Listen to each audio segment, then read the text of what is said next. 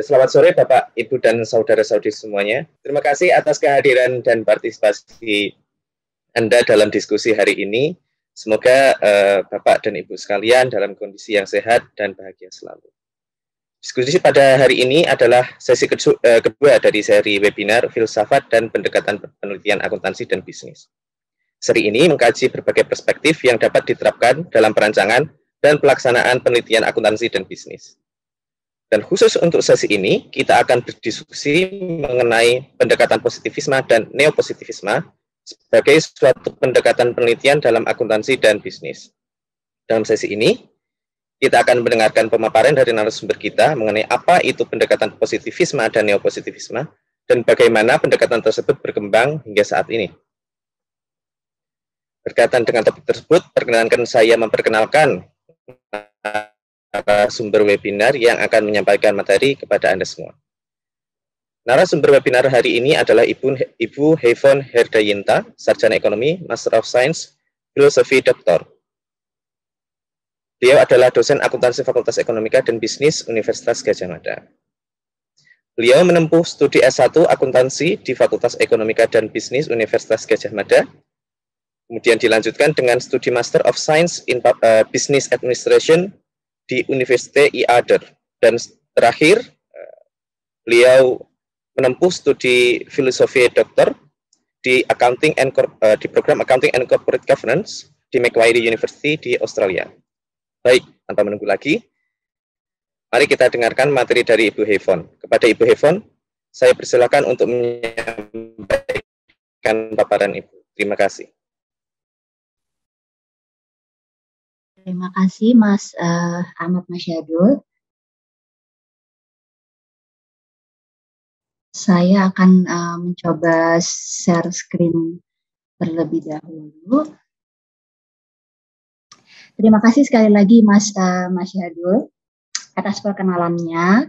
Sebelum mulai, saya juga ingin mengucapkan terima kasih sekali lagi kepada panitia, para pihak yang membantu terselenggaranya acara ini, terutama yang pertama mungkin Pak Dekan tadi belum hadir ya, mungkin Pak Dekan, Pak Wakil Dekan, kemudian khususnya dari Lab Akuntansi,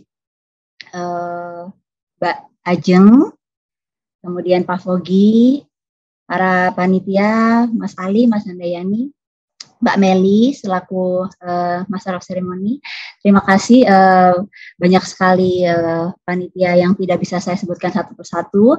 Juga saya ingin mengucapkan terima kasih dan menyapa Bapak Ibu dosen apabila sudah bergabung di sini bersama saya pada sore hari ini. Semoga masih lancar menjalankan puasanya, menjalankan ibadah puasanya. Pada kesempatan kali ini, terima kasih atas kesempatan yang diberikan. Sore ini saya akan membahas tentang salah satu paradigma sebagai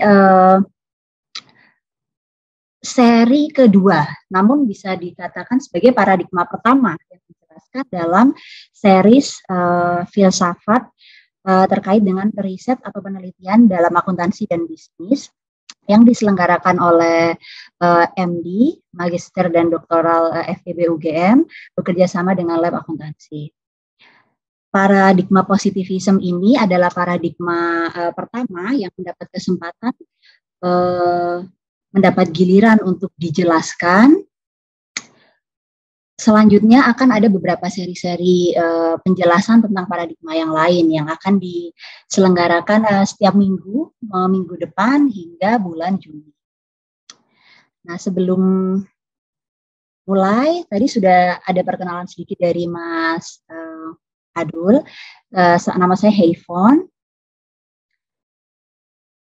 Saya salah satu pengajar di Departemen Akuntansi FEB UGM. Saya ingin menyapa para hadirin, mungkin Bapak Ibu dosen. Di sini karena menggunakan mode webinar, tadi belum sempat melihat ya, sempat tadi membaca chat para hadirin, sempat menyapa dari beberapa fakultas ekonomi yang lain yang ada di Indonesia. Selamat datang, terima kasih. Tapi saya tidak bisa mengetahui demografi apakah mayoritas Bapak Ibu yang hadir di sini adalah dosen atau mahasiswa, atau mungkin mahasiswa pasca sarjana. Jadi mungkin akan saya sapa dengan sebutan Bapak Ibu, atau mungkin teman-teman. Nah, maaf, ini sensitif sekali. Tanpa menunggu lama lagi, akan segera saya mulai paradigma pertama yang akan saya jelaskan pada sore hari ini, yaitu paradigma positivisme. Sebelum mulai menjelaskan tentang paradigma positivisme, nanti juga akan saya bahas tentang neopositivisme. Tapi memang mayoritas yang dibahas pada sore hari ini adalah positivisme, yang mana keduanya memang sama ya, hampir sama, hanya ada sedikit perbedaan yang dijelaskan, nanti akan saya jelaskan. Sebelum masuk ke acara inti, yaitu penjelasan tentang paradigma positivisme, ada baiknya kita mulai dengan memahami atau membahas kembali apa itu paradigma. Minggu lalu saya juga hadir, Pak Fogi juga sudah menjelaskan tentang pengantar filsafat, pendekatan-pendekatan filsafat yang digunakan dalam riset akuntansi dan bisnis. Pak Fogi juga sudah menjelaskan tentang paradigma, di situ kaitannya dengan ontologi, kemudian epistemologi. Saya yakin para hadirin yang sudah hadir, ikut serta dalam sesi kemarin, sesi minggu lalu, mungkin bisa sedikit merefresh apa yang sudah disampaikan oleh Pak Fogi minggu lalu. Nah, karena minggu lalu Pak Fogi lebih membahas secara umum gambaran-gambaran masing-masing dari paradigma secara umum, memang tidak mendetil menjelaskan satu persatu. Nah, pada kesempatan ini saya mulai dengan menjelaskan apa itu paradigma, yang disebut paradigma itu sendiri. Nah, dari sisi linguistik atau dari sisi bahasa, kata paradigma itu sendiri yang kita gunakan sampai dengan saat ini berasal dari bahasa Latin dan Yunani. Artinya mirip. Yang pertama, dari bahasa Latin atau paradigma itu kata paradigma itu sendiri mengacu pada kata model, pattern atau teknik seperti itu, atau metode.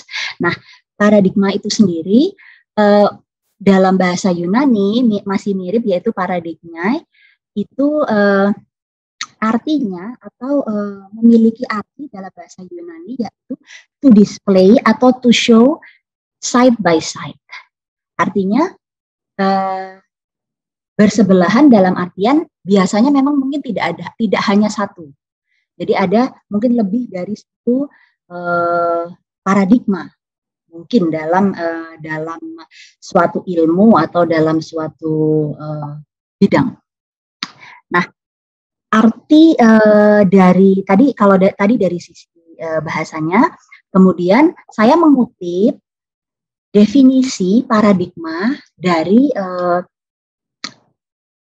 Kuhn dan Johnson and Daberly. Jadi ini Johnson and Daberly mengambil dari Kuhn sebagai sebagaimana yang Bapak Ibu bisa lihat pada layar, set of belief, value, assumption, teknik atau metode ya, yang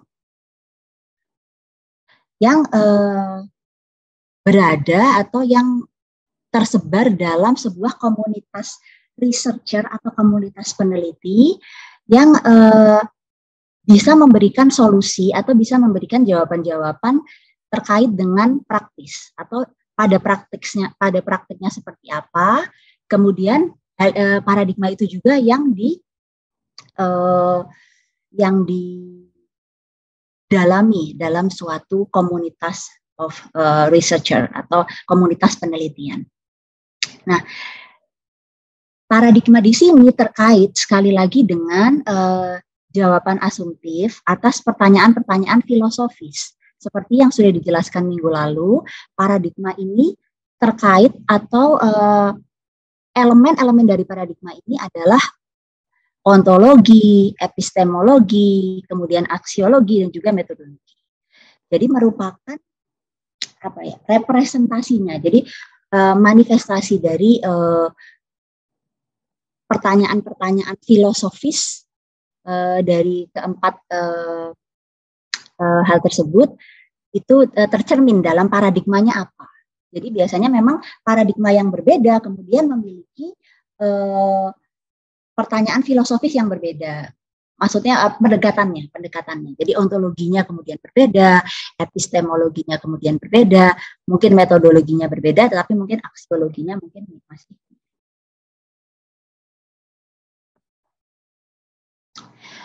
Minggu lalu, Bapak Ibu juga pasti masih mengingat ya, dijabarkan atau dijelaskan tentang ontologi dan epistemologi secara singkat, namun sudah bisa kita pahami dari pemapar sebelumnya yaitu Pak Fogi. Nah, sedikit refreshment kita mengingat kembali ontologi yang kemarin sudah dijelaskan, yaitu berasal dari kata ontos dan logos. Ontos itu artinya being, dan logos itu artinya teori atau knowledge, atau the nature of knowledge. Jadi theory of being atau the nature of being. Yang apabila diperjelas lagi, ontologi itu mengacu kepada apa itu realitas. Bagaimana manusia atau di sini peneliti memandang realitas. Bagaimana peneliti memandang realitas itu seperti apa. Selanjutnya yang kedua, epistemologi berasal dari kata episteme dan logos. Episteme di sini artinya adalah knowledge atau science, dan logos ini artinya juga teori.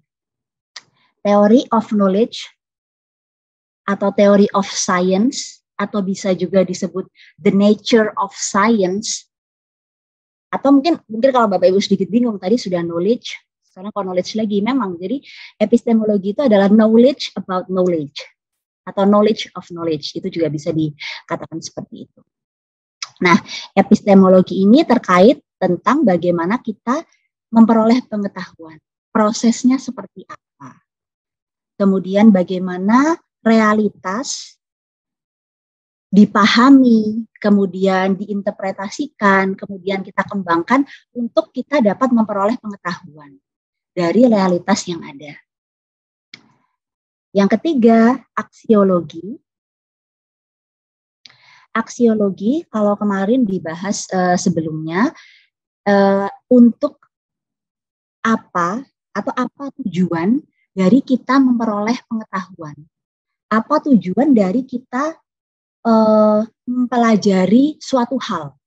Apa tujuannya? Kemarin disebutkan, saya masih ingat kalau kata-kata dari Pak Fogi adalah untuk kemaslahatan umat manusia, misalnya.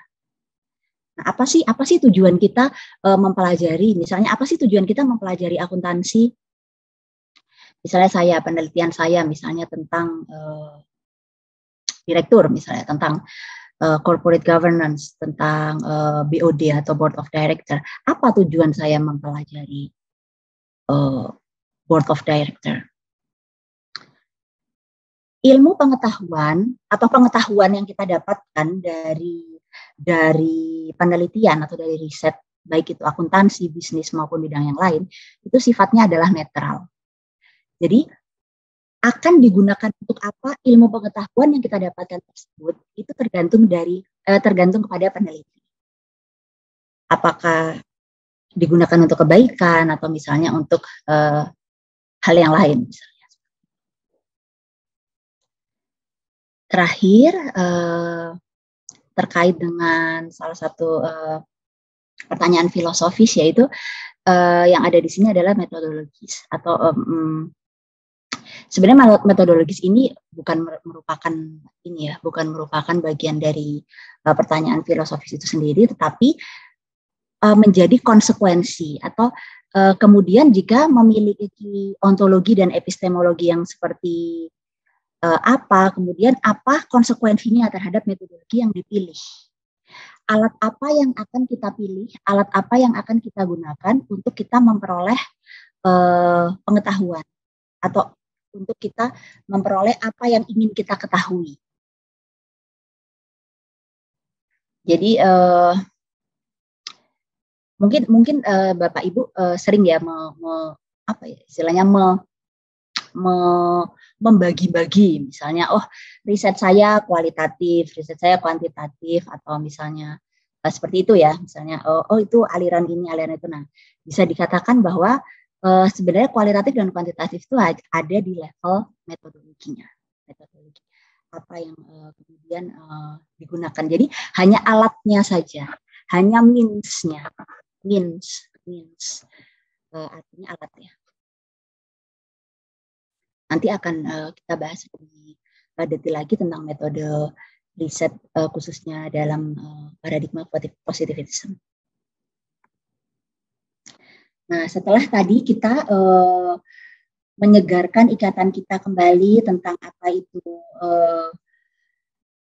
terkait dengan filsafat riset, sekarang kemudian kita hubungkan dengan penelitian itu sendiri. Apa sih hubungan antara filsafat yang tadi kita sudah pelajari dari kemarin, ontologi, epistemologi, aksiologi, metodologi, dengan penelitian itu sendiri. Nah, hakikatnya ilmu pengetahuan dilandasi oleh 3 telaah filsafat atau pendekatan filsafat, yaitu ontologi, epistemologi, dan aksiologi. Tadi sudah saya katakan, metodologi itu hanya lebih ke alat ya, hanya lebih ke alatnya. Nah, namun 3 hal ini yang melandasi secara pada level filsafatnya, filosofisnya. Nah, kemudian filsafat ini, level-level filosofis ini dapat digunakan sebagai dasar untuk mengembangkan penelitian, khususnya pada kesempatan ini penelitian akuntansi dan bisnis, sebagai upaya peneliti atau upaya kita untuk memahami realitas melalui pemikiran yang sistematis, kritis, dan radikal. Artinya, di sini, dengan kita mempelajari filsafat, mungkin sebelum atau berkaitan dengan penelitian atau riset kita, dengan kita mendalami filsafat tersebut, kemudian kita bisa itu akan membantu kita mengembangkan riset kita untuk menghasilkan istilah kebaruan atau misalnya novelty, menambahkan atau memperoleh ilmu pengetahuan yang baru atau yang mungkin sebelumnya kita tidak mengetahui. Karena riset itu sendiri sebelumnya disebut sebagai knowledge production atau production of new knowledge, misalnya seperti itu. Nah, dengan memikirkan atau mempelajari pemikiran-pemikiran yang kritis, radikal, nah itu kemudian harapannya kemudian kita bisa mengembangkan riset kita untuk menghasilkan kebaruan-kebaruan tersebut, menghasilkan inovasi, breakthrough dalam riset kita. Sehingga tentunya nanti misal output dari riset yang kita lakukan itu sesuai dengan harapan, apa yang kita harapkan.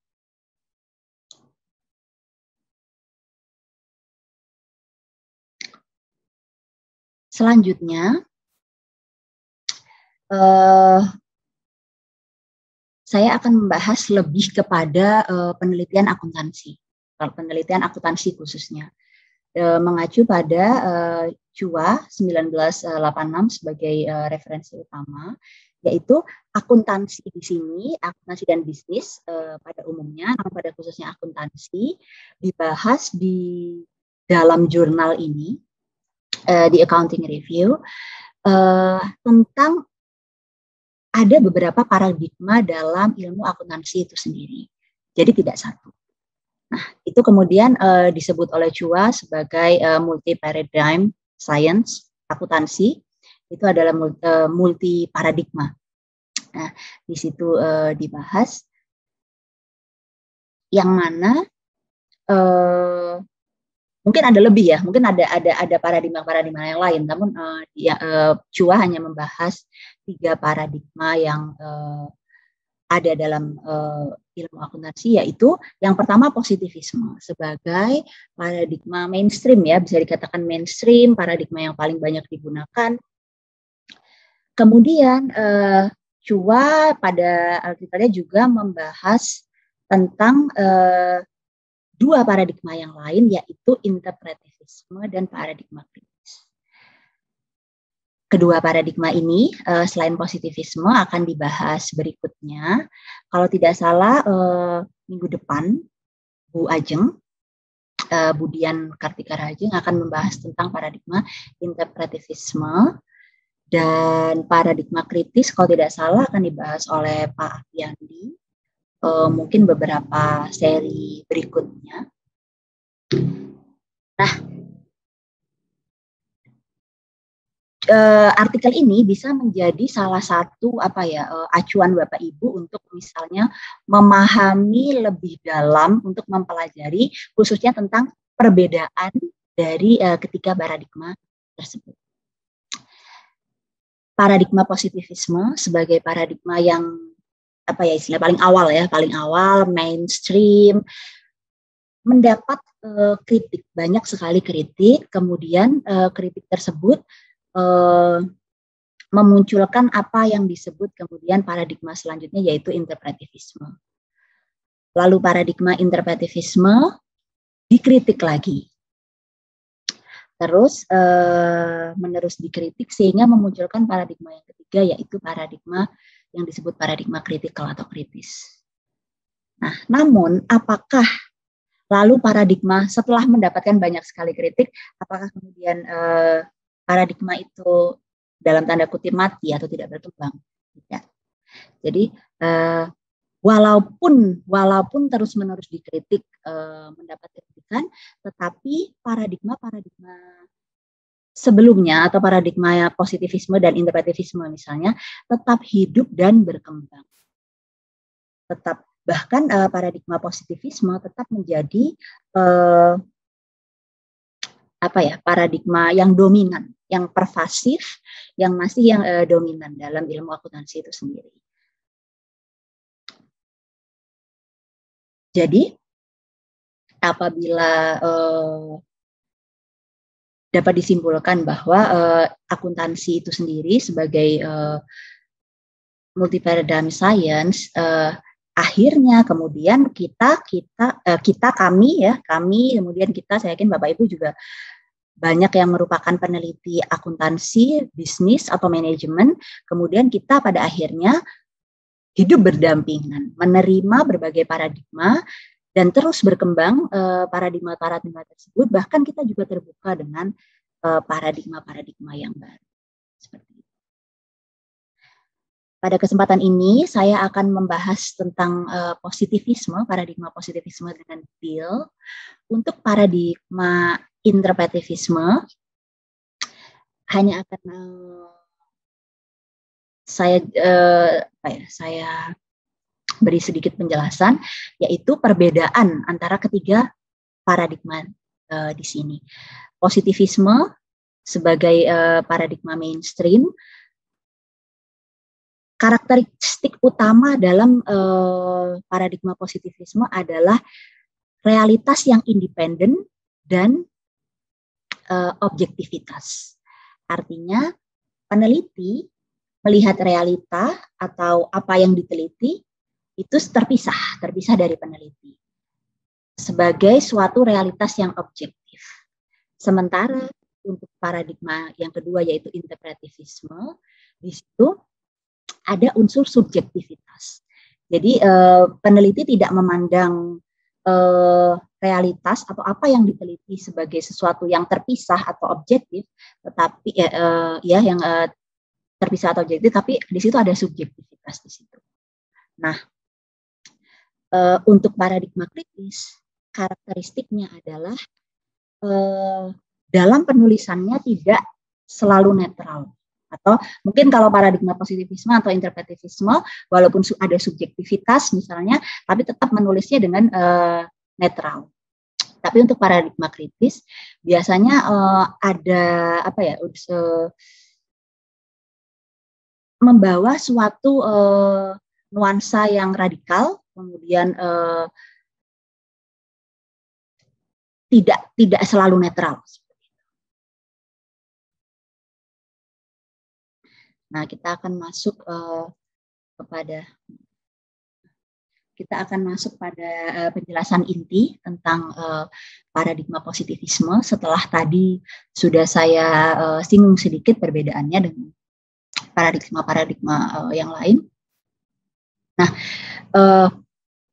salah satu hal yang penting dari sisi ontologis terkait dengan paradigma positivisme ini adalah bahwa dunia sosial out there gitu ya. Jadi realitas yang ada di luar sana, realitas yang yang kita ketahui ada sebuah dunia sosial yang ada di luar sana yang akan kita pelajari, yang memiliki realitas yang memiliki karakteristik realitanya itu independen, yang hanya dapat kita pelajari atau apabila kita ingin mempelajarinya, apabila kita ingin memperoleh pengetahuan tentang hal tersebut, itu kita harus mengukur dengan cara-cara tertentu yang objektif.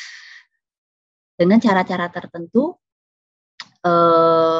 dan hanya dengan menggunakan cara tersebut kita bisa mempelajarinya. Itu dari sisi ontologinya. Yang kedua, secara epistemologis kita dapat memahami dunia tersebut berdasarkan observasi yang sistematis ya. Misalnya ketika kita mempelajari suatu fenomena sosial dan menggunakan metode-metode tertentu. Nah, itu hanya bisa kita mendapatkan pengetahuan tersebut jika kita menggunakan alat yang tepat untuk mempelajarinya. Jadi misalnya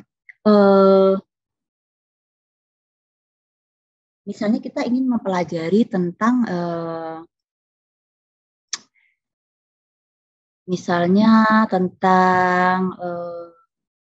board of director misalnya ya, board of director di suatu perusahaan. Nah, kemudian apa sih bagaimana kita kemudian mempelajarinya? Bisa misalnya mungkin ada yang menggunakan alat kualitatif misalnya dengan mewawancarai direktur utama atau CEO dari perusahaan yang ingin saya pelajari. Nah, itu adalah metode kualitatif yang tidak umum digunakan dalam paradigma positivisme yang saat ini sedang kita bahas. Yang lebih umum digunakan dalam paradigma positivisme, misalnya saya ingin mengetahui atau mempelajari tentang board of director dari profilnya, misalnya gitu. Data-data dari profilnya, misalnya kita, dari laporan keuangan kemudian diambil misalnya tentang informasi-informasi tersebut, kemudian dianalisis misalnya secara statistik, misalnya dikaitkan dengan performance atau kinerja perusahaan, misalnya seperti itu. Nah, itu tadi, hanya dengan menggunakan alat yang tepat kita bisa mendapatkan pengetahuan yang ingin kita pelajari. Seperti itu dari sisi epistemologi. Nah, selanjutnya akan saya diskusikan beberapa karakteristik dari paradigma positivisme. Yang pertama, karakteristik yang pertama di sini, pendekatan-pendekatan yang digunakan dalam paradigma positivisme ini mirip atau cenderung mengadopsi pendekatan yang digunakan dalam natural science atau ilmu alam.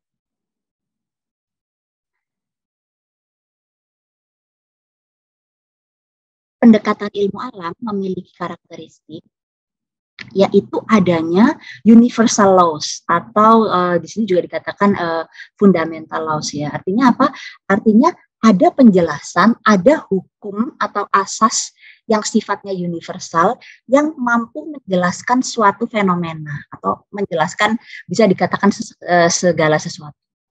Nah, mengadopsi dari hal tersebut, kemudian tujuan ilmu sosial mirip dengan hal tersebut, yaitu mengidentifikasi penjelasan-penjelasan yang di sini disebut kausalitis ya, atau causal explanation, untuk menjelaskan regularitas atau mungkin kebiasaan-kebiasaan tentang perilaku sosial manusia. Jadi metode untuk mempelajari ilmu alam, tapi kita gunakan untuk mempelajari perilaku sosial manusia. Nah, itu yang kemudian memunculkan banyak kritik ya, kenapa bahwa things itu berbeda dengan human atau people. Salah satu sumbernya berdasarkan dari situ. Nah, kemudian yang ketiga di sini adanya prinsip atau dasar yang disebut empiricism atau empirisisme, yaitu pengetahuan atau apa yang ingin kita pelajari setelah hanya berasal dari apa yang dapat kita sense atau kita lihat, kita observasi. Hanya berdasarkan apa yang bisa kita observasi, kita lihat, ada sense di situ dan kemudian bisa diukur. Itu di situ. Jadi ada sisi empiris seperti itu. Khususnya dalam paradigma positivisme ini adalah menggunakan alat-alat statistik, alat-alat kuantitatif, metodenya kuantitatif, menggunakan alat-alat statistik dengan kemudian pada prosesnya menggunakan logika deduktif untuk penalarannya dalam mengambil kesimpulannya. Nah, bisa dikatakan ketika kita mempelajari suatu fenomena, kemudian selain kita melihatnya secara objektif, di situ ada independensi atau terpisah antara peneliti dengan apa yang diteliti. Di situ peneliti juga netral atau apa ya? Istilahnya apa tuh? Value free ya, value free. Jadi tidak melibatkan value bias misalnya seperti itu. Jadi di sini yang dikatakan subjek objek dualisme atau dualisme subjek dan objek. Jadi subjek adalah penelitian dan kemudian objek adalah apa yang diteliti. Dualisme di sini maksudnya terpisah. Jadi independensi, ada independensi. Jadi kita meneliti apa yang terpisah, yang ada di sana. Misalnya saya meneliti tentang perusahaan misalnya tadi tentang BOD, berarti apa ya? Itu saya meneliti sesuatu yang saya bukan bagian dari sistem tersebut atau bukan bagian dari apa yang saya. Nah, selanjutnya setelah tadi kita mendapat gambaran ya, mudah-mudahan Bapak Ibu sudah mendapatkan gambaran yang sudah cukup dapat dipahami tentang apa itu positivisme dan karakteristik utamanya. Nah, ada beberapa tokoh yang menjadi tokoh-tokoh kunci. Tentunya ada banyak, tidak semuanya akan saya bahas dan tidak semuanya saya sebutkan. Kedua tokoh di sini, Auguste Comte dan Karl Popper, itu salah dua yang banyak dibahas terkait dengan positivisme paradigm itu sendiri. Jadi walaupun sebenarnya apabila ditelaah lebih jauh, positivisme ini sudah didiskusikan dalam bidang filsafat itu sudah jauh, mungkin sudah sejak dahulu kala gitu ya, sudah dari zaman Plato apa ya kalau tidak salah itu sudah dari zaman tersebut, tetapi walaupun intinya yang dibahas adalah positivisme, tetapi kemudian baru menjadi suatu yang kita sebut positivisme sekarang itu sejak zaman sekitar abad 19, yaitu dengan tokoh apa yang disebut, nama tokoh tersebut adalah Auguste Comte, atau dikatakan Comtean positivisme. Nah, di situ Auguste Comte ini memiliki suatu pendekatan, yaitu induktif atau pendekatan induktif. Pendekatan induktif ini mungkin Bapak Ibu saya yakin ya sudah mengetahui apa itu pendekatan induktif, metode penalaran induktif dan deduktif. Untuk pendekatan induktif, mulai dari hal-hal yang sifatnya khusus, kemudian melakukan penalaran untuk menjelaskan hal-hal yang lebih general. Sementara untuk deduktif sebaliknya, dari universal law kemudian dilakukan pengambilan kesimpulan untuk hal yang lebih khusus. Misalnya apa? Dengan menggunakan pendekatan dari Auguste Comte, dari Comtean itu atau dari Comte, misalnya kita melihat angsa. Angsa itu warnanya putih. Lalu kita, karena angsa itu putih berarti semua angsa itu putih. Semua angsa berwarna putih. Semua angsa berwarna putih. Semua angsa berwarna putih. Nah, di situ menggunakan metode induktif atau induction. Tetapi kemudian apa benar bahwa semua angsa berwarna putih? Apakah tidak ada angsa yang berwarna lain misalnya? Nah, itu apa yang disebut di sini? Nah, adanya verifikasi. Verifikasi ilmu pengetahuan, misalnya ada statement semua angsa berwarna putih, perlu kita verifikasi, tapi kemudian pasti merepotkan, akan merepotkan. Berarti kita harus mengumpulkan semua angsa yang ada di dunia, kemudian kita lihat apakah kita observasi, apakah memang benar semua angsa berwarna putih.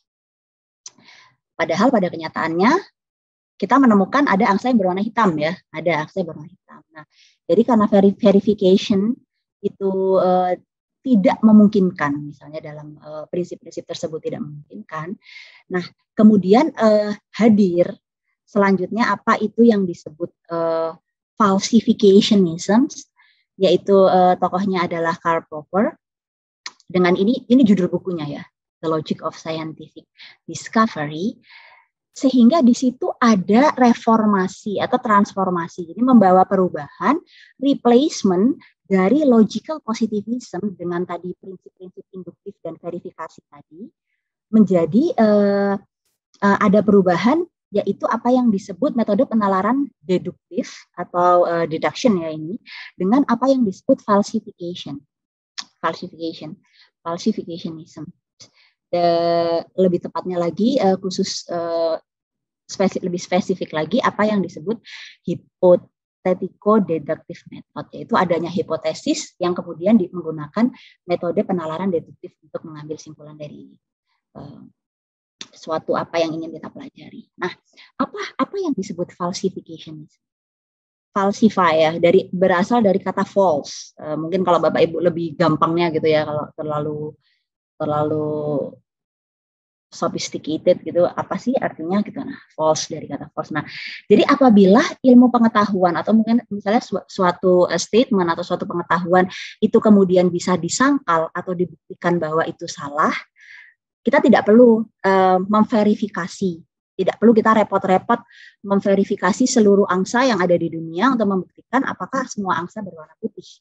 Hanya dengan kita melihat satu observasi ada angsa yang berwarna hitam, berarti itu sudah dipatahkan atau ada falsification di situ. Nah, itu contoh sederhana.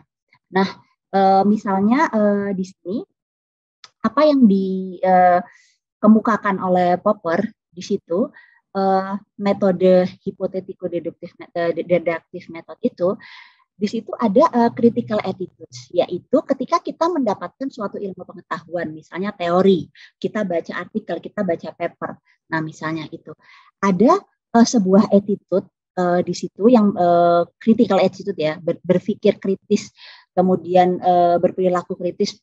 Di sini maksudnya dalam pemikirannya adanya willingness untuk apa ya istilahnya merevisi atau mengubah atau menambahkan menemukan pengetahuan-pengetahuan baru itu kemudian apa yang disebut to test them, to review them, to falsify them if possible. Artinya apa? Artinya kita sebagai seorang peneliti di sini kita harus memiliki attitude dalam pemikiran kita tuh sifatnya kritis. Misalnya kita membaca atau diajari gitu ya, misalnya dosen kita mengajari kita sesuatu, mengatakan sebuah statement misalnya, atau kita membaca dari sebuah paper bahwa misalnya tentang apa gitu ya, misalnya dikatakan bahwa di situ dikatakan bahwa direktur, kembali lagi ke riset saya misalnya tentang direktur itu ada teori yang mengatakan, teori di sini maksudnya ada paper yang membuktikan bahwa dengan adanya direktur perempuan atau female director, di situ kemudian kinerja perusahaan menjadi bagus, menjadi lebih baik, karena kemudian mungkin mereka lebih teliti, kemudian dalam memonitoring mereka lebih tegas, tapi juga misalnya mereka kemudian bisa meningkatkan hal-hal yang terkait dengan CSR misalnya seperti itu, sehingga efeknya bagus terhadap perusahaan. Nah, tapi apa kemudian kita menerima, oh iya ya berarti kalau begitu direkturnya diganti aja misalnya dengan direktur perempuan, atau kita banyak. Nah, itu kan di situ belum tentu. Nah, di situ kita harus memiliki attitude untuk kemudian ingin mempelajari lebih jauh lagi, mempelajari lebih dalam lagi, apa betul seperti itu. Perlu kita tes lagi, perlu kita buktikan lagi, atau jangan-jangan saya kemudian bisa memfalsify, bisa apa ya, menyangkal, oh ternyata tidak semua direktur perempuan misalnya memiliki konsekuensi atau efek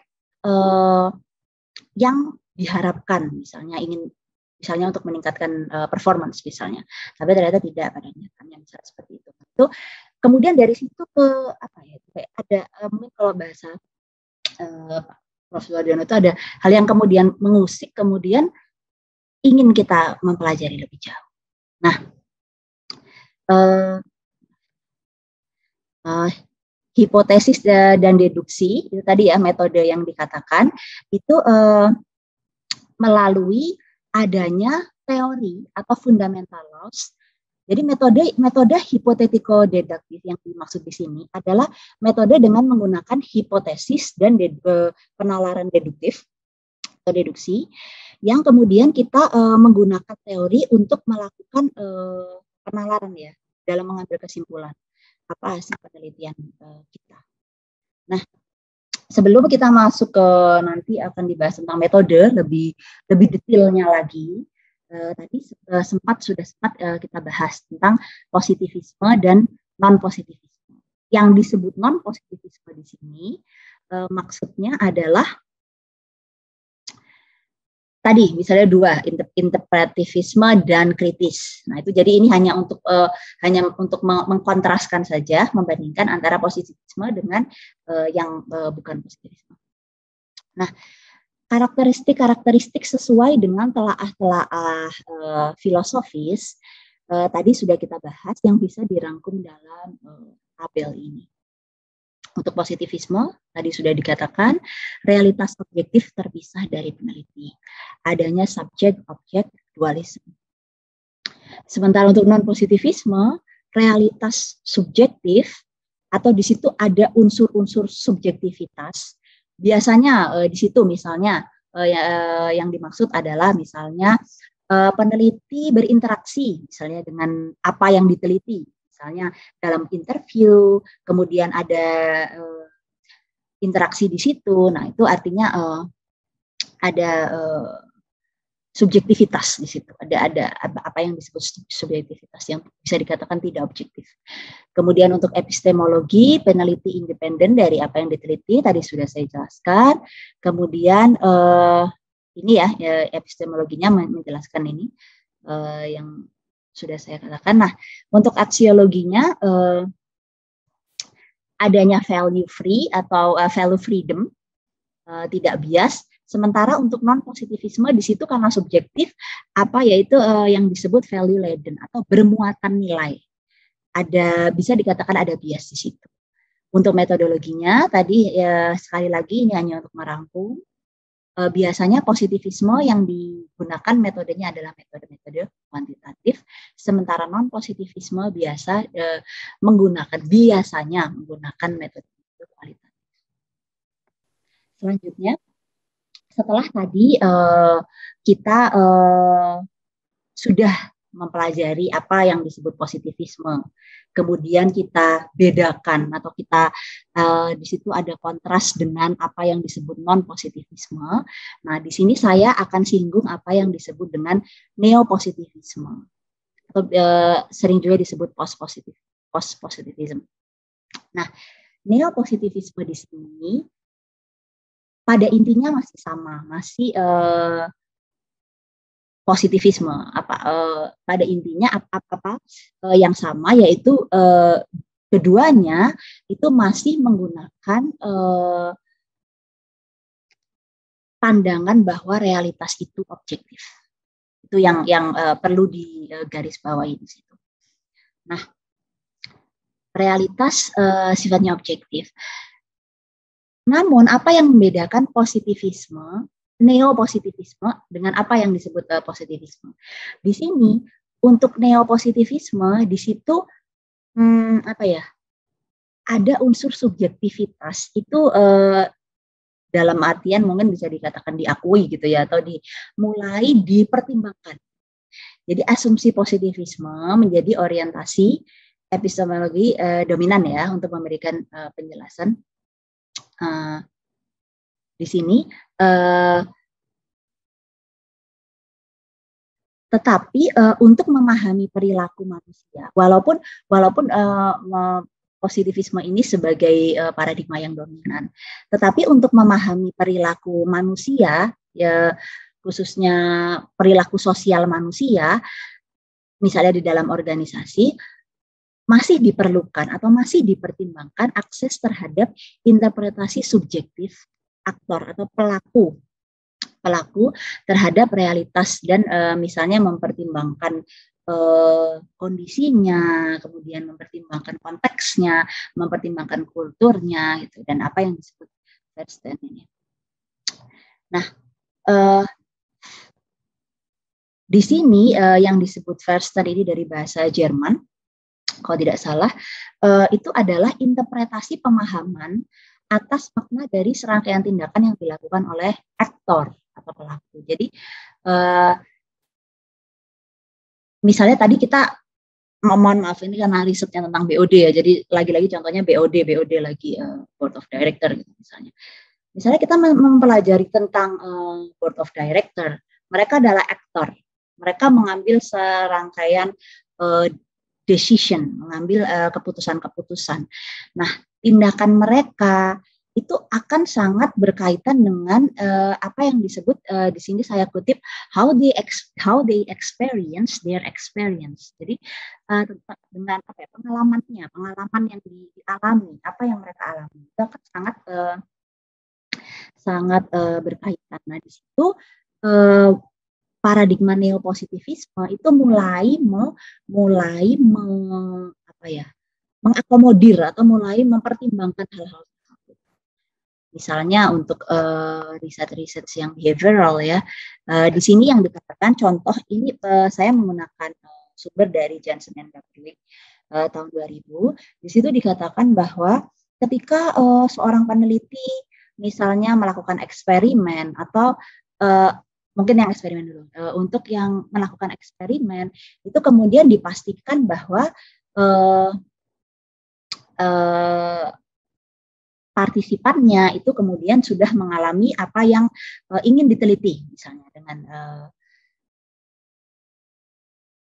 pada konteks tersebut. Atau misalnya ketika seorang peneliti yang menggunakan metode survei kemudian ingin mengukur suatu hal, apakah hal yang ingin diukur sudah tercermin dalam kuesionernya? Apa sudah diukur dengan benar? Nah, itu kemudian faktor-faktor seperti itu kan ada unsur subjektivitasnya ya kan. Nah, kemudian Misalnya ketika meneliti, kemudian dari sampel partisipan tersebut, kita bedakan, misalnya tadi misalnya kita mau melakukan survei di sebuah perusahaan, dibedakan apa yang atau partisipan yang outsider dengan yang insider. Kenapa? Karena experience outsider dan experience insider mungkin akan berbeda. Nah, di situ. Jadi mulai apa ya? Dia itu diakomodir, kemudian dipertimbangkan. Namun bagaimanapun positivisme sebagai paradigma atau sebagai asumsi-asumsi positivisme itu sampai saat ini masih menjadi orientasi epistemologi dominan ya, atau menjadi paradigma yang masih dominan untuk memberikan penjelasan atas berbagai teori, atas berbagai hasil penelitian, hasilnya dalam ilmu sosial itu masih mayoritas memang menggunakan asumsi-asumsi positivisme dari sisi epistemologi.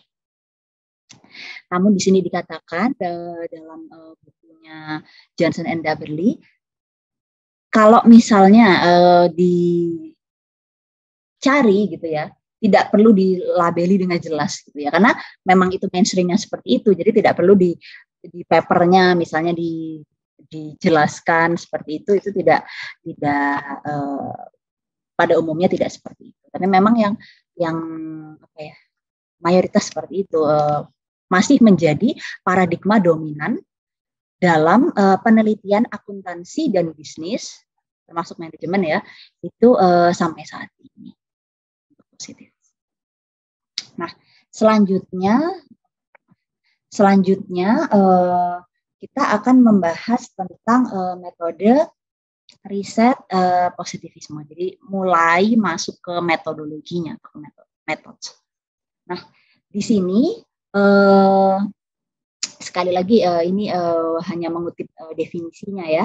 Jadi metodologi itu adalah the nature of research design. Sementara research itu adalah eksekusinya. Jadi ketika mengatakan metode riset, ya desain riset itu gitu. Bagaimana kita kemudian mendesain sebuah penelitian, kemudian mengeksekusi rencana kita tersebut. Nah, positif research design untuk paradigma positivisme diantaranya bisa menggunakan metode riset kuantitatif, bisa menggunakan data sekunder, atau biasanya sering disebut misalnya itu menggunakan data-data yang sudah ada gitu ya, atau misalnya di database laporan keuangan, misalnya menggunakan annual report, itu sering dikatakan sebagai metodenya archival gitu ya. Bisa juga menggunakan metode eksperimen dan juga menggunakan metode survei. Misalnya dengan menyebar kuesioner, sekarang sudah lebih mudah ya, bisa kita menyebar kuesioner secara online, bahkan juga ada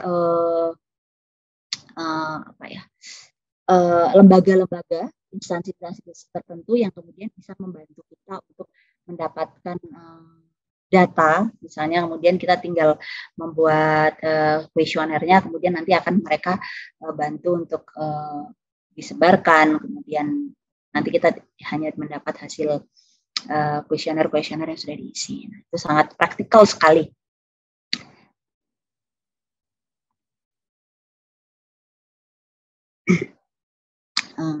Dibanding zaman mungkin Bapak Ibu ada beberapa dari Bapak Ibu ya yang ketika menyebar kuesioner pada zamannya seperti itu harus di print, kemudian kita beri souvenir begitu ya, beri souvenir respondennya, kemudian kita isi dari tumpukan-tumpukan kertas tersebut. Nah, itu masih menggunakan yang sempat mengalami seperti itu.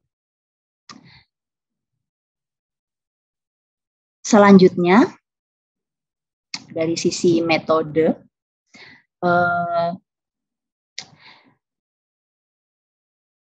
sebelum menjelaskan secara detail tahap-tahap melakukan research, terkait dengan positif research ya, atau positif dalam paradigma positivisme, metode yang digunakan untuk menyangkal hipotesis, atau mungkin ini mirip dengan apa yang tadi disebutkan oleh Popper tadi ya, yaitu falsification. Kita dalam menjelaskan atau melakukan penelitian, kita pertama yang kita lakukan adalah memformulasikan hipotesis penelitian berdasarkan dengan teori, atau setelah kita membaca penelitian sebelumnya misalnya. Nah, kemudian kita lakukan uji hipotesis, yang mana hipotesis penelitian kita sebut H1, kemudian dibalik ya arah hubungannya untuk mendapatkan H0. Ketika H0 disangkal, H1 terbukti tidak keliru. Ini prinsip-prinsip seperti ini secara detail mengacu pada tadi yang dikatakan adanya hipotesis dan deduktif atau deduksi tadi. Secara teknikal itu seperti ini. Nah, kemudian di situ ada hipotesis yang disangkal, atau ada teori yang disangkal, atau falsification seperti itu tadi. Di sini apabila kemudian hipotesis itu diterima atau dikatakan tidak terbukti keliru, apakah kemudian hipotesis itu benar? Maksudnya, kita hanya bisa membuktikan bahwa hipotesis tersebut tidak keliru, atau H0-nya disangkal seperti itu. Tapi tidak bisa kita katakan bahwa itu adalah istilahnya sudah mencapai sebuah kebenaran. Jadi mungkin kalau tadi Bapak Ibu mengingat kembali apa itu epistemologi. Epistemologi itu bisa dikatakan juga adalah sebuah telaah atau dari sisi filosofis ya. Apakah kemudian hasil penelitian atau pengetahuan yang kita peroleh itu semakin membawa kita pada kebenaran? Karena atau truth. Jadi memang biasanya hasil-hasil penelitian itu hanya bisa kita katakan bahwa itu apa yang kita miliki sampai saat ini, apa yang kita ketahui sampai saat ini. Apakah itu sudah benar, apakah itu sudah mencapai kebenaran? Nah, itu belum bisa kita katakan seperti itu. Kita hanya bisa mengatakan bahwa itu tidak terbukti keliru. Nah, epistemologi berkaitan dengan pertanyaan apakah kemudian ilmu pengetahuan hal yang sudah kita peroleh itu semakin membawa kita mendekati kebenaran. Tapi bukan berarti di dalam bukunya Jensen and Dabeley, bukan berarti kebenaran tidak tercapai ya. Nanti suatu saat akan kita capai, kita bisa mencapai kebenaran itu, tapi tidak kemudian kita katakan bahwa oh itu benar. Itu hanya itu yang kita ketahui, yang sampai saat ini kita ketahui. Nah, secara detail tahap-tahap metode riset positivisme, tentu yang pertama formulasi teori. Di sini maksudnya ada formulasi masalah, kemudian kita memformulasikan hipotesis penelitian. Nah, saya rasa mungkin sebenarnya Bapak Ibu sudah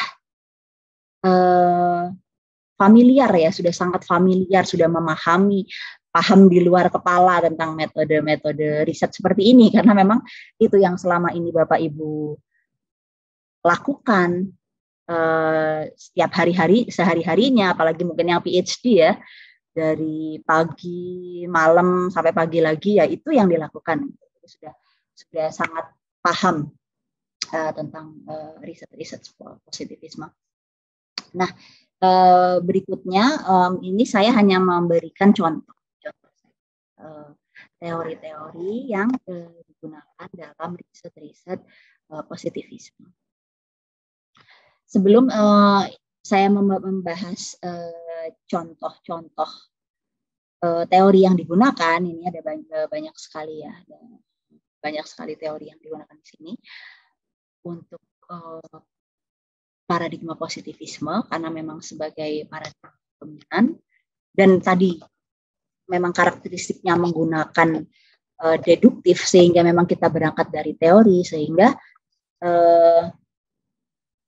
banyak sekali teori yang kemudian menjadi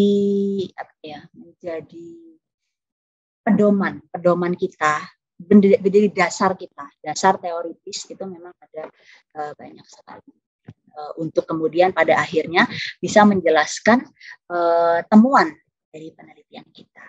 Namun sebelum itu mungkin sedikit disinggung di sini tentang khususnya untuk accounting atau akuntansi, apa yang disebut positive accounting theory.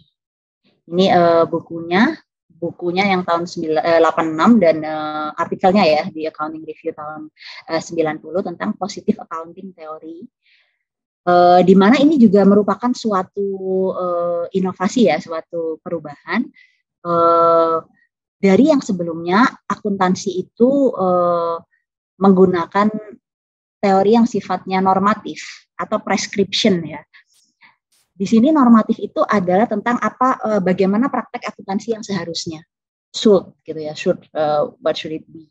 Jadi kayak seharusnya seperti apa sih? Yang benar seperti apa? Prescription-nya seperti apa? Nah, tapi positive accounting theory itu adalah yang aktual. Jadi praktek-praktek akuntansi pada kenyataannya seperti apa? Pada kenyataannya seperti apa? Prakteknya bukan yang ideal atau optimal, bukan, tapi yang aktual, yang pada kenyataannya dilakukan seperti apa. Nah, itu di sini juga ada perbedaan, sedikit saya singgung tapi tidak akan saya bahas lebih lanjut ya. Ini untuk research yang tentang market based accounting research biasanya. Nah, selanjutnya beberapa contoh teori yang dipakai dalam riset-riset positivisme. Bapak Ibu, saya yakin sudah sangat familiar khususnya dengan agency teori ya. Hampir bisa dikatakan bahwa banyak sekali atau agency teori menjadi teori yang dominan atau teori yang paling banyak digunakan dalam riset-riset akuntansi.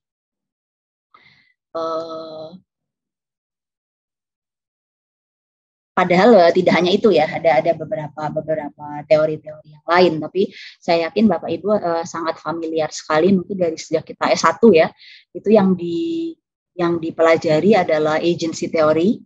Bahkan mungkin ketika S1 hanya mempelajari agency teori saja ya kalau tidak salah. Mungkin dengan stewardship teori juga, karena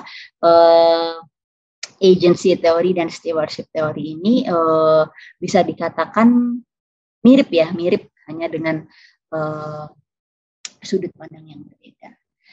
Untuk agency teori, di situ ada komponennya principal dan agent, kemudian ada di situ perbedaan conflict of interest yang kemudian menyebabkan mungkin agent itu bertindak atau melakukan hal-hal yang oportunis untuk kepentingannya seperti itu. Bukan untuk kepentingan misalnya di perusahaan, bukan untuk kepentingan shareholder, tapi untuk kepentingan pribadi, misalnya manajemen, owner atau owner shareholder sebagai prinsipal dan manajemen sebagai agent. Situ nanti luas sekali ya. Kemudian ada agency teori tipe 1, tipe 2 untuk family firm, minority versus majority shareholder. Ketika perusahaan itu dimiliki oleh keluarga sebagai ultimate owner atau sebagai ownernya, kemudian di situ mungkin saja bahwa mereka sebagai majority atau controlling owner, mereka melakukan hal-hal yang merugikan atau tidak sesuai dengan kepentingan minority shareholder atau pemegang saham minoritas. Sementara stewardship teori kayak flip gitu di balik, bahwa mungkin justru mereka itu karena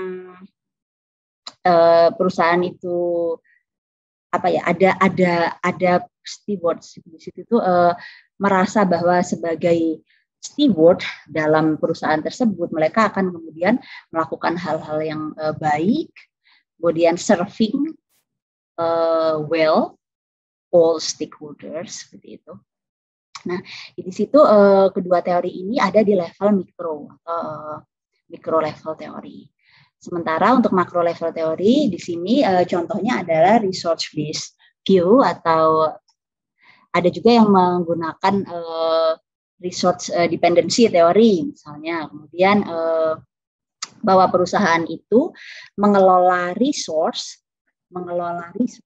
baik itu resource yang berupa apapun ya, yang berupa bahan baku, kemudian keuangan, itu financial resource, kemudian people itu juga resource ya, human resource misalnya, termasuk misalnya BOD itu juga direktur itu juga adalah resource yang dimiliki oleh perusahaan di situ.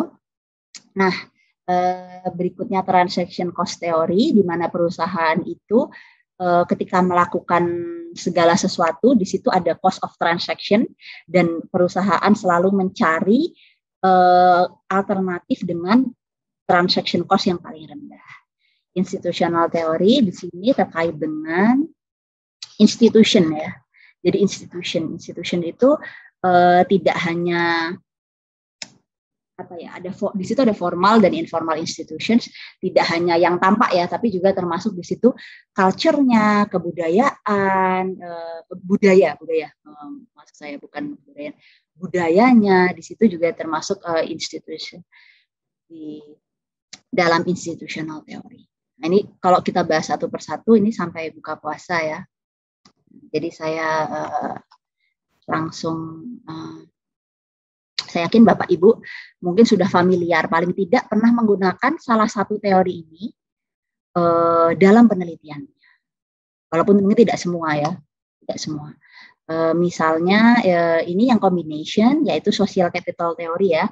Misalnya terkait dengan family firm bisa, terkait dengan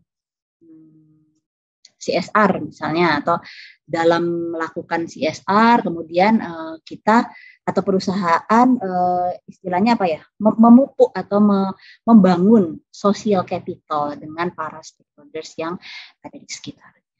Ini bisa Bapak Ibu ini ya apa, dalami apa yang paling sesuai dengan penelitian dari Bapak. Nah, selanjutnya mohon maaf Bu Hevon, saya setelah sebentar untuk pemaparannya tinggal 9 menit ya Bu.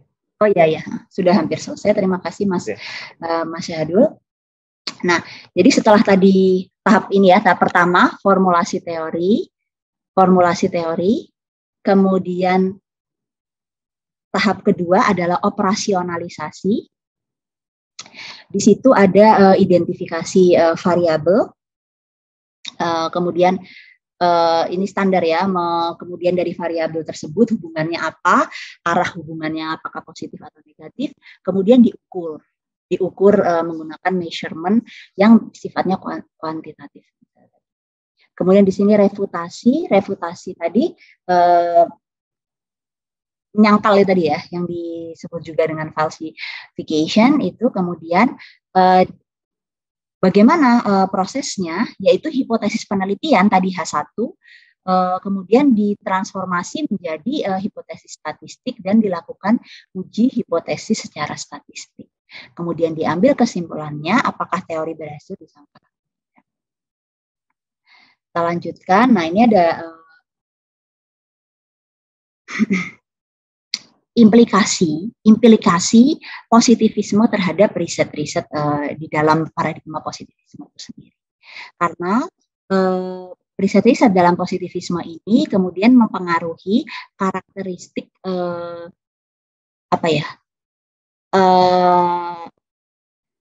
pendekatan-pendekatan penelitian yang dalam positivisme itu dengan menggunakan metode kuantitatif memiliki karakter-karakter yang sebagai berikut. Di situ purposiveness yang pertama ada tujuan yang jelas, rigor, artinya kehati-hatian, teliti berdasarkan dasar teoritis yang tepat, misalnya dari penelitian sebelumnya. Testability, dapat diuji datanya. Kemudian replicability, apabila uji hipotesis tersebut dilakukan diulang pada kondisi atau tempat yang lain, hasilnya tetap sama, itu artinya replicable. Kemudian terkait dengan precision dan confidence, presisi itu tentang akurasinya ya, kedekatan temuan riset berdasarkan sampel dengan kenyataannya seperti apa. Jadi sudah precise, sudah sesuai. Confidence di sini, apakah peneliti memiliki estimasi dari peneliti tersebut sudah tepat, akurat untuk memprediksi fenomena secara universal.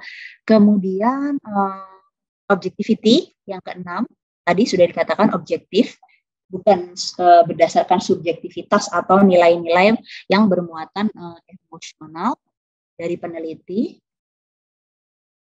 Nah, mungkin dikatakan ini salah satu yang paling penting, yaitu adanya generalizability, yaitu cakupan atau skop berlakunya temuan atau hasil penelitian kita pada lingkungan atau pada konteks yang lain atau environment yang lain yang lebih luas.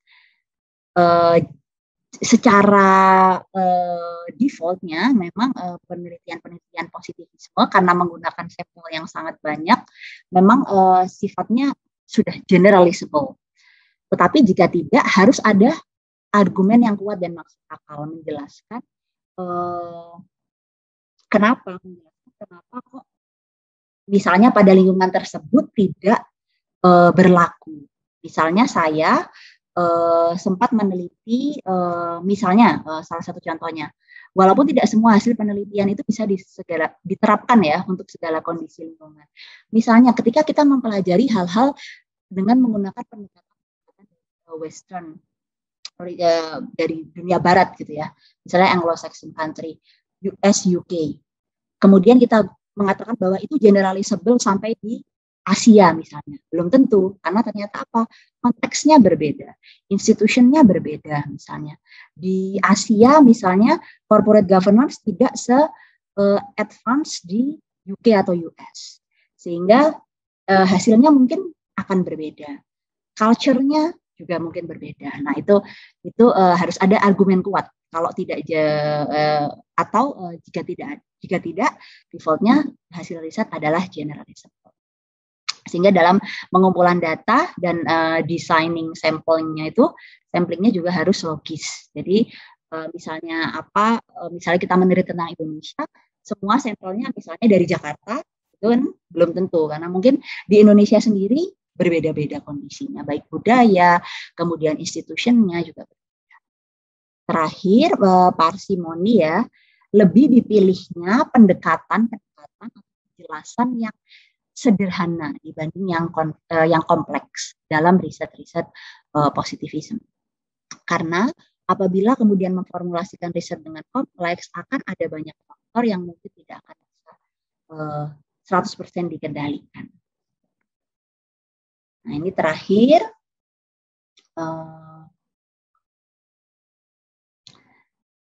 Ini ya, tadi kita ya harusnya mudah-mudahan Bapak Ibu sudah semakin paham ya, semakin ke slide yang belakang semakin paham. Tadi apa-apa yang ada di dalam riset ukuran atau yang digunakan dalam riset positivisme itu biasanya dikuantifikasi, memudahkan metode kuantitatif. Jadi misalnya ketika seseorang merasa kesulitan, tetap ya istilahnya dalam tanda kutip tetap bukan dipaksa tapi tetap dikuantifikasi seberapa sulit, kemudian dari 1 sampai 10 misalnya atau 1 sampai 5 gitu ya menggunakan skala. Nah, ini slide terakhir saya. Keterbatasan atau kritik-kritik dari riset-riset positivisme. Selain tadi saya katakan bahwa unsur-unsur yang objektivitas tadi untuk mengukur atau mempelajari perilaku manusia, pada pendekatan riset atau paradigma positivisme sering mendapatkan kritikan bahwa pendekatan riset positivisme atau paradigma positivisme hanya mengamati apa yang tampak di permukaan saja tanpa berusaha mengetahui lebih dalam apa yang ada di balik itu semua. Nah, itu memang belum bisa dipelajari dengan menggunakan pendekatan atau paradigma positivisme. Apa yang dibalik makna dibalik kata, misalnya ya, menggunakan kata atau menggunakan makna dibalik itu tidak bisa kita ini, karena tidak bisa kemudian diukur gitu. Mungkin hanya bisa diukur, tetapi tidak mendalam secara tidak memandang realitas secara holistik, tidak memandang realitas secara keseluruhan. Bahkan apa yang tadi saya katakan sebagai generalisasi, itu juga sebenarnya juga merupakan keterbatasan atau kekurangan. Karena pada dasarnya ketika kita mempelajari perilaku manusia atau perilaku sosial manusia, apa sebenarnya itu bisa digeneralisasi? Kita kembalikan lagi ke pertanyaan gitu. Apa bisa kita mengeneralisasi? Mungkin kalau perilaku board of director misalnya dalam mengambil keputusan di perusahaan mungkin masih bisa. Nah, tapi kalau kemudian lebih spesifik, lebih personal, pasti ya di situ ada unsur-unsur subjektivitas misalnya. Apakah bisa digeneralisasi? Nah, kalau kemudian itu yang menjadi pengantar saya kemudian di sini untuk menutup sesi ini. Kemudian untuk mengantarkan Bapak Ibu untuk mempelajari paradigma selanjutnya. Ini salah satu buku tentang filosofi dan metodologi penelitian dari program Magister Sains MD ya, dari Magister Sains dan Doktor. Nah, di sini nanti bisa Bapak Ibu pelajari lebih lanjut karena tidak mungkin kita pelajari semua ya pada kesempatan ini, apalagi terima kasih banyak atas waktu yang diberikan kepada saya atas pemaparannya. Ya, terima kasih Ibu Hevon atas pemaparannya. Dari pemaparan Ibu tadi kita menjadi lebih tahu ini apa itu paradigma positivisme dan neopositivisme di penelitian akuntansi dan bisnis. Di awal pemaparan Ibu Hevon telah mengantarkan kita pada pemahaman terkait paradigma ini dengan membahas definisi dari paradigma, sebuah konsep yang perlu kita pahami bersama sebelum kita memilih paradigma mana yang akan kita gunakan dan merancang penelitian akuntansi dan bisnis. Dengan mengulas artikel dari CUA 1986, Ibu Hevon juga telah mendiskusikan posisi positivisme dan neopositivisme sebagai salah satu paradigma di antara beberapa paradigma lain, khususnya paradigma interpretivisme dan paradigma kritis yang akan dibahas lebih lanjut di sesi-sesi selanjutnya. Selanjutnya, Ibu Hevon juga telah membahas lebih rinci mengenai beberapa aspek ontologis, epistemologis, dan aspek aksiologis dalam paradigma positivisme dan neopositivisme. Selain itu, Ibu Hevon telah menjelaskan mengenai metodologi dan desain riset yang sesuai dengan paradigma positivisme dan neopositivisme, kualitas-kualitas yang ditekankan dalam riset yang mengandung paradigma tersebut, dan teori-teori yang selama ini sering diasosiasikan dengan paradigma positivisme maupun neopositivisme. Baik, untuk selanjutnya mari kita lanjutkan diskusi ini dengan sesi tanya-jawab. Saya akan membacakan beberapa pertanyaan yang sudah muncul di kolom Q&A. Mungkin ada beberapa pertanyaan yang belum bisa disampaikan di sini karena keterbatasan waktu. Kami mohon maaf. Dan saya juga akan berusaha untuk mengkerucutkan pertanyaan-pertanyaan tersebut untuk proses yang lebih efisien dalam menjawab pertanyaan tersebut. Untuk yang pertanyaan yang pertama dari Nugroho dari USD Jogja. Pertanyaannya adalah apakah ada perbedaan definisi konsep realitas antara realitas objektif dalam penelitian positivisme dan realitas subjektif dalam penelitian non-positivisme? Dan ini mungkin berkaitan dengan pertanyaan Ibu Retno Permata. Paradigma penelitian yaitu positivisme dan non-positivisme memiliki ontologi, epistemologi, dan aksiologi yang berbeda-beda. Apakah ini bisa dikatakan setiap penelitian memiliki kebenaran masing-masing? Bagaimana dengan klaim satu paradigma penelitian menyatakan bahwa ialah yang paling benar? Monggo, Ibu Hevon, untuk jawaban atas pertanyaan tersebut. Oke, terima kasih Mas Hadul, Mas Masyadul. Seperti tadi sudah sempat saya singgung tentang perbedaan dari bagaimana peneliti melihat realitas atau bagaimana peneliti memahami realitas berdasarkan dengan positivisme atau non positivisme. Sudah saya sempat singgung. Mungkin Bapak Ibu masih ingat dari tabel yang tadi sudah sempat saya tayangkan. Di situ dibahas bahwa independensi itu yang menjadi yang menjadi kunci atau menjadi hal utama yang membedakan antara realitas objektif dan subjektif yang ada di penelitian apabila membandingkan positivisme dan non positivisme. Tentu apabila ada independensi di situ, bisa kita katakan bahwa realitas objektif. Tetapi apa bisa kita mengatakan bahwa realitas itu objektif jika ada subjektivitas di situ? Dan maksudnya tidak independen. Apa yang disebut subjek-subjek dualisme? Kalau tadi Bapak Ibu mungkin mendengar subjek-objek dualisme itu untuk positivisme ya, jadi independen, kemudian realitas terpisah.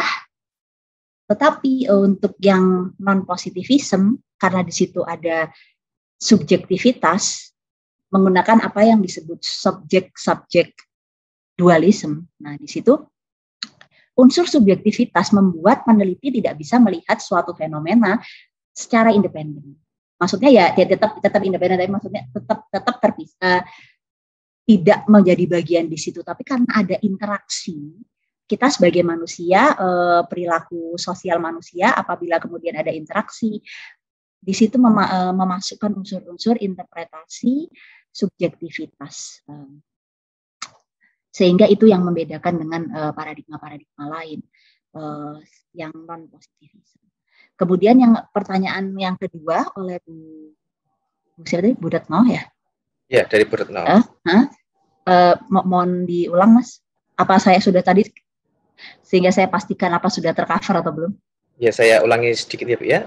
Paradigma penelitian yaitu positivisme dan non positivisme memiliki ontologi, epistemologi, dan aksiologi yang berbeda-beda. Apakah ini bisa dikatakan setiap penelitian memiliki kebenaran masing-masing? Dan bagaimana dengan klaim satu paradigma penelitian yang menyatakan bahwa ialah yang paling benar? Nah, sempat juga tadi sudah saya singgung. Apakah sebenarnya kalau menjawab pertanyaan tersebut itu jawabannya personal ya, atau menurut pandangan saya, sehingga bisa diperdebatkan. Mungkin peneliti lain memiliki pandangan yang berbeda-beda juga, bisa jadi seperti itu. Nah, untuk mengklaim bahwa pasti itu natural, biasanya ketika seseorang mempelajari suatu paradigma, khususnya mungkin dalam pilihan disertasinya ya, dalam mempelajari S3-nya, mungkin Mas Hadul sebentar lagi mungkin sedang memilih nih paradigma mana yang akan, itu biasanya yang menjadi pilihan, paradigma yang menjadi pilihan, pasti dianggap mungkin pendekatannya satu entah paling benar, dua mungkin entah paling cocok untuk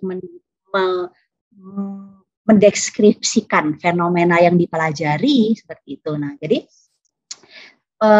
sangat natural untuk menganggap bahwa mungkin paradigmanya yang paling benar atau pendekatannya yang paling benar. Tetapi itu tadi, apabila kita kembali lagi ke definisi dari epistemologi itu sendiri, itu kalau tidak salah ada di artikel Kilduff, Academy of Management Journal itu. Epistemologi itu mengacu pada pertanyaan, apakah ilmu pengetahuan yang kita peroleh, apa yang kita pelajari, itu semakin membawa kita getting closer to the truth. Jadi bisa dikatakan memang ya tidak ada salahnya mungkin mengklaim kebenaran gitu ya, itu tidak ada mungkin tidak dilarang juga sebenarnya, tapi apabila kita mempelajari lagi lebih dalam soal filosofi, kemudian filsafat riset, khususnya untuk epistemologi ini, akhirnya nanti kita paham bahwa facts yang biasanya kita pelajari, realita itu lebih ke arah facts, sementara truth itu facts itu kemudian knowledge yang kita dapatkan dari knowledge production, proses penelitian ini, itu kita harapkan semakin mengantarkan kita pada truth atau kebenaran. Tapi biasanya kalau saya pribadi ya tidak mengklaim kemudian bahwa memang kita sudah sampai kepada kebenaran. Mungkin Bapak Ibu sering ya mungkin sudah pernah mengikuti kuliah-kuliah seperti ini dari kampus-kampus yang lain misalnya. Nah, di situ ada juga apa yang disebut, ya ini saya mungkin belum memahami sampai ke situ, makanya tidak saya sebutkan. Ada yang dikatakan bahwa kebenaran itu yang sudah sampai truth itu adalah kebenaran ilahi, misalnya seperti itu. Nah, yang kemudian terkait dengan religion atau apa semalam. Nah, itu mungkin konteks yang lebih jauh lagi. Tapi untuk dalam skop sekarang, karena kita hanya mengacu pada penelitian akuntansi dan bisnis, itu memang secara epistemologi apa yang kita temukan, pengetahuan baru yang kita dapatkan, hanya bisa kita telaah apakah semakin mendekati pada kebenaran. Tapi memang belum sampai di kebenaran sendiri. Baik, Mas Adul, ya. Pertanyaan selanjutnya? Saya lanjutkan dengan pertanyaan berikutnya. Ya. Ini dari Profesor Ainun Naim dari Fakultas Ekonomika dan Bisnis UGM. Oh ya, Pak. Saya bacakan pertanyaannya, nggih. Yeah. Dalam aspek metode dalam penelitian positivisme secara general, penggunaan alat statistik untuk mengungkap realitas independen dan fenomena, apakah aspek metode dari positivisme dapat menggunakan alat lain? Atau memang dependensi dan statistik sebagai satu-satunya alat interpretatif positivisme? Dan terakhir, untuk interpretasi realitas, apakah hanya sebatas signifikansi? Ya, ini memang dalam, sangat deep, very deep. Terus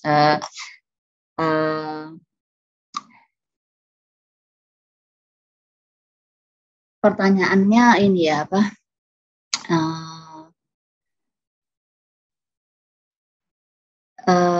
untuk yang pertama tadi ya saya jawab yang untuk alat statistik, bahwa berdasarkan dari apa yang kita pelajari dalam literatur positivisme, itu memang identik dengan apa yang disebut alat-alat statistik atau kuantitatif. Jadi pengujian secara statistik, kemudian menggunakan statistik sebagai alat ukur. Misalnya kita mengukur sesuatu yang kemudian pada operasionalisasinya di kuantifikasi seperti itu. Nah, tetapi apabila kita membuka diskusi lebih jauh lagi, misalnya lebih lebar lagi, walaupun saya memang belum mempelajari sampai ke sana, itu ada yang dikatakan positivisme tapi menggunakan metode kualitatif. Nah, itu saya juga belum sampai ke sana. Tapi apabila kita pelajari lagi di dalam literatur, di situ memungkinkan sampai ke situ. Positivisme tapi kualitatif itu ada juga. Tapi kita tetap pada istilahnya garis-garis besar. Garis-garis besarnya tetap biasanya untuk yang konvensional ya, tetap menggunakan alat-alat statistik, kemudian ukuran-ukuran statistik dan metode kuantitatif itu yang masih digunakan dalam positivisme. Selanjutnya untuk pertanyaan kedua tentang signifikansi, sampai saat ini dari mungkin kalau dikatakan itu sependek pengetahuan saya gitu ya, sependek yang saya tahu, masih untuk riset-riset yang ada di jurnal-jurnal, otret-otret publikasi yang mainstream itu memang biasanya yang digunakan hanya masih signifikansi. Menggunakan signifikansi kemudian untuk kemudian mengambil kesimpulan hasil penelitian seperti apa. Nah, kebetulan saya pribadi, mungkin saya yang kebetulan memang harus belajar lebih jauh lagi, saya belum menemukan contoh yang lain. Mungkin hanya di level mungkin ketika signifikan atau tidak, kemudian implikasinya apa? Biasanya pertanyaannya seperti itu yang dilontarkan kepada saya. Kalau sudah signifikan, so what? Implikasinya apa? Kontribusinya apa kepada teori? Seperti itu, Mas.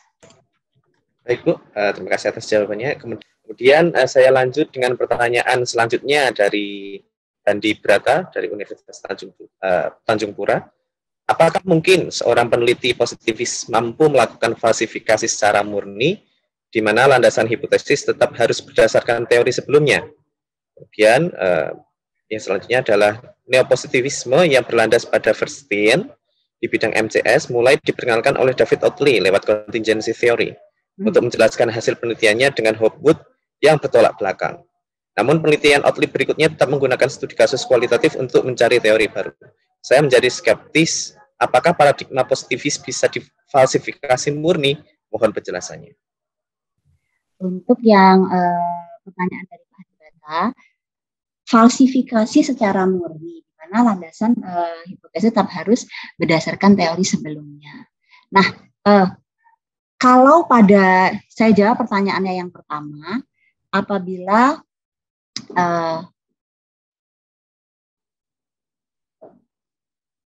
pada prakteknya di dalam mohon maaf ini ada.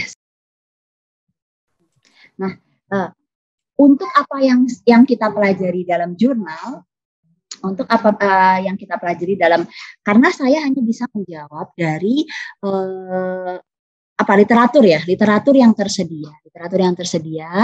Memang kalau untuk penelitian empiris, untuk falsifikasi untuk metode-metode penelitian dengan aliran paradigma positivism itu memang tetap harus menggunakan teori sebelumnya. Jadi bisa dikatakan tidak murni gitu ya. Tidak murni, kecuali misalnya tadi dengan mungkin contoh-contoh yang lebih mudah diobservasi ya, tadi tentang angsa gitu ya. Tentang angsa nggak perlu ada penelitian sebelumnya misalnya. Tapi kalau untuk situ memang masih, jadi bisa dikatakan memang menjadi skeptis. Iya, maksudnya apakah bisa kemudian murni? Karena memang selalu harus menggunakan dasar teori atau penelitian sebelumnya, khususnya untuk penelitian dalam yang dimuat dalam jurnal-jurnal akuntansi dan bisnis. Kemudian yang pertanyaan kedua, yang positif yang berdasarkan pada di bidang manajemen untuk penelitian bertolak belakang. Namun penelitian menggunakan setidaknya teori baru. Jadi neopositivisme tapi menggunakan metode kualitatif. Nah, ini memang yang tadi sudah sempat saya singgung ya. Jadi semakin ke sini itu memang muncul pendekatan paradigma yang baru yang kemudian tadi yang misalnya tadi sempat saya singgung bahwa positivisme tapi menggunakan metode kualitatif. Kemudian hasilnya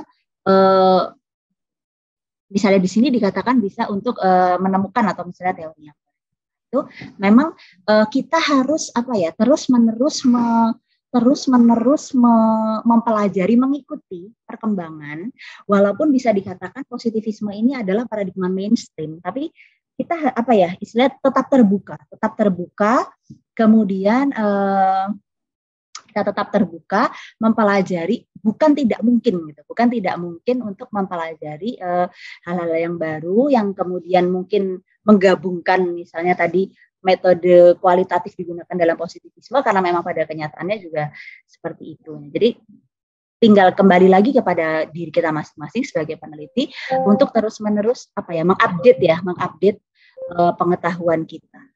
Mungkin ini pertanyaan yang terakhir dari Hastuti MD FEB UGM. Pada perumusan hipotesis ada yang memunculkan arah atau positif dan negatif gitu.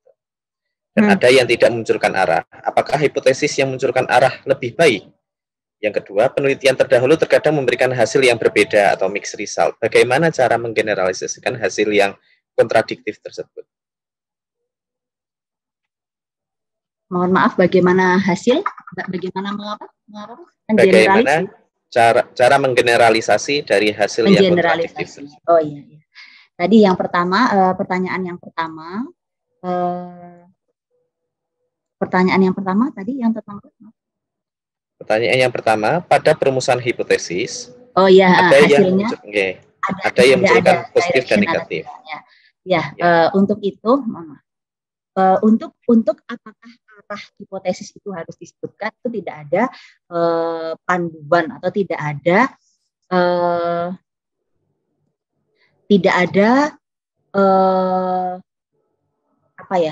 pedoman yang harus memunculkan, dan tidak bisa juga dikatakan bahwa yang memunculkan arah hipotesis itu lebih baik dari yang hanya misalnya ada hubungan atau terdapat hubungan antara variabel A dan B. Itu tidak bisa dikatakan seperti itu. Itu kembali lagi mengacu atau berdasarkan pada penelitian sebelumnya. Apabila penelitian sebelumnya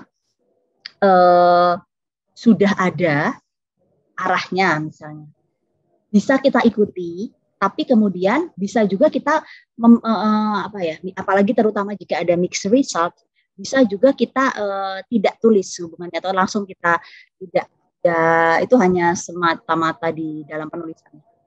Tapi untuk pada prakteknya, walaupun tidak ditulis, itu tidak kemudian bisa dikatakan bahwa itu yang lebih jelek, misalnya seperti itu.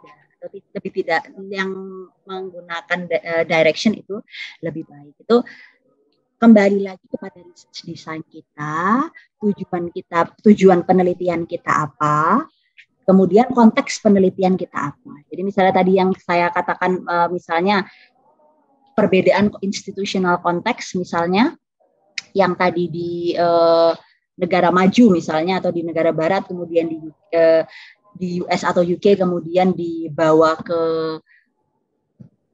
misalnya di Asia. Nah, terus kemudian saya merumuskan hipotesis dengan arah yang berbeda. Nah, itu juga bisa. Nah, untuk tadi pertanyaan kedua, apakah bisa menggeneralisasi apabila hasil dari penelitian sebelumnya mixed results misalnya. Nah, seperti tadi sudah sedikit saya singgung bahwa default memang ada default dari hasil penelitian untuk bidang positivisme atau untuk paradigma positivisme itu memang adanya generalism.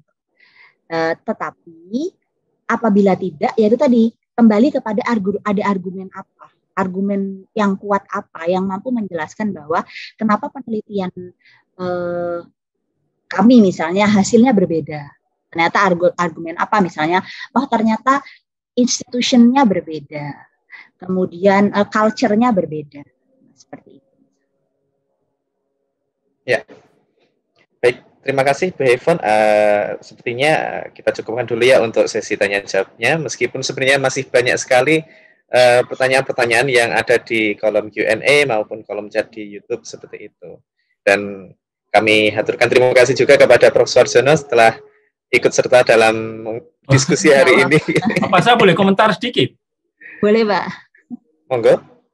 Ya, sebenarnya kalau pertanyaan tadi mengenai positif dan negatif itu ya artinya arah ya. Kalau zaman teknologi sekarang ya kita harus punya posisi lah. Ya. Artinya kalau ada dampak itu ya dampak positif atau negatif. Karena secara teknologi statistika kita sudah punya alat itu. Nah, apakah itu arah negatif kan dibandingkan dengan H0. Ya. Nah, H0-nya itu sebenarnya sebagai pedoman untuk kita tolak H0. Nah, yang kita tolak dari perdebatan atau dari perbedaan hasil tadi yang mana kan begitu. Nah, kalau kita mengatakan bahwa ada arah positif, maka saya ingin menolak yang negatif kan begitu. Tapi kalau saya netral, ya apakah tujuan penelitian itu? Kalau netral itu artinya hipotesisnya berbunyi bahwa tidak ada pengaruh Nah, itu bisa ke kanan, bisa ke kiri. Nah, lalu bunyi hipotesisnya seperti apa, saya tidak tahu. Itu yang pertama. Yang kedua, sebenarnya metode itu banyak sekali yang ada di bawah payung metodologi. Sedangkan metodologi ada di bawah payung epistemologi. Jadi menurut saya, tujuan penelitian mendikte metode. Itu saja. Karena yang ingin dicapai yang positif mesti berbeda dengan yang non positif, sehingga orang-orang Brawijaya itu mengatakan memang no method sebenarnya. Bahkan Creswell itu mengatakan anything goes, ya. Jadi Creswell mengatakan gitu, anything goes, oke. Bahkan mengatakan anything will do. Jadi apapun teorinya, apapun metodenya itu tidak ada masalah kalau tujuannya jelas. Nah, yang jurusan fenomenologi itu ya ingin mengatakan karena subjektivitas, ya karena subjektif tadi itu ya saya melukiskan yang jawaban saya ke Pak Ainun itu seperti seorang pelukis. Nah, kalau seorang pelukis punya kanvas pokoknya coret-coret apapun lalu diberi judul ruwet. Nah, itu kan interpretasinya orang. Ya. Tapi pengekspresi gagasan itu sendiri tidak punya apa-apa. Ya pokoknya saya begitu, biarlah orang lain. Nah, peneliti nggak bisa begitu. Dia harus punya istilahnya adalah position. Dia harus ambil posisi, ya. Harus ambil standpoint, kemudian dia meneruskannya. Saya kira kok itu saja komentar saya. Ya, yang lain-lain adalah bahwa tujuan penelitian dictates method. Ya, sementara itu method banyak sekali ada di bawah payung methodology. Nah, metodologi ada di bawah payung epistemologi yang tadi dibahas, ada beberapa macam paradigma. Ya, karena itu sekarang apakah bisa klaim, ya tergantung tujuannya. Nah, saya mengatakan di situ kalau kita punya kendaraan, kita punyanya sepeda, lalu mengatakan bahwa sepeda itu paling bagus. Mau pergi ke Jakarta ya harus pakai mobil. Kan begitu. Itu contohnya yang ada di artikel yang what positivism cannot do. Di situ saya. Terima kasih. Terima kasih banyak, Pak. Terima kasih, Pak Sumarsono. Harus banyak belajar kita, Mas. Terima kasih Yvonne dan para panelis sekalian atas diskusinya hari ini, cukup menarik ya. Semoga kita bisa bertemu lagi di seri-seri selanjutnya. Untuk minggu depan kita masih ada seri lagi, yakni seri interpretivisme. Apa itu interpretivisme? Mari kita dengarkan untuk minggu depan ya. Sudah ada pembicaranya di sini, tapi ditunggu dulu 1 minggu lagi gitu. Jangan tergesa-gesa. Begitu untuk waktu dan tempat saya kembalikan ke MC.